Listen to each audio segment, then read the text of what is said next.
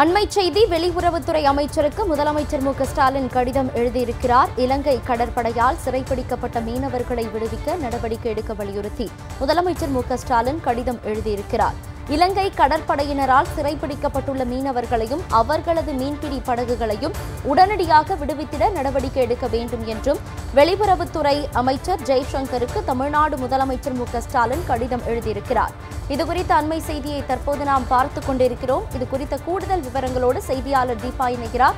தீபா, வணக்கம். வெளியுறவுத்துறை அமைச்சருக்கு முதலமைச்சர் மு க ஸ்டாலின் கடிதம் எழுதியிருக்கிறார். கூடுதல் விவரம்.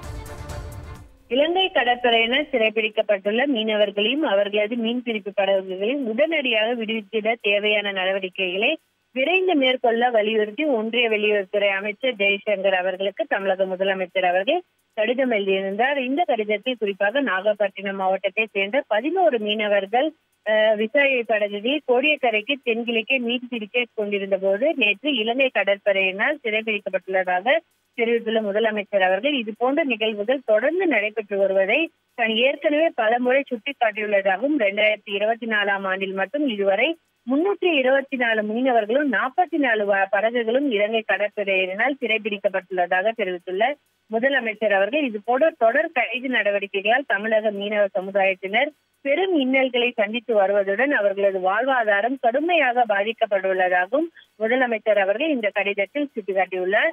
மேலும் கடந்த 2 வாரங்களில் மட்டும் இலங்கை சேர்ந்த அடையாளம் தெரியாத நபர்கள் கடலில் மீன் பிடிப்பவர்களை தாக்கி சம்பவங்களை சுட்டிக்காட்டியுள்ள முதலமைச்சர் அவர்கள் இந்த பிரச்சனைக்கு உடனடியாக தீர்வு காண வேண்டியது அவசியம் என்றும் முதலமைச்சர் அவர்கள் தெரிவித்துள்ளார். எனவே கைது செய்யப்பட்டுள்ள அனைத்து மீனவர்களையும் அவர்களது மீன்பிடிப்பு படகுகளையும் விரைந்து விடுவிப்பதற்கு உறுதியான தூதரக நடவடிக்கைகளை உடனடியாக மேற்கொள்ள வேண்டும் என ஒன்றிய வெளியுறவுத்துறை அமைச்சர் ஜெய்சங்கர் அவர்களுக்கு முதலமைச்சர் அவர்கள் கடிதங்கள் மூலம் வலியுறுத்தி கேட்டுக் கொண்டுள்ளார்.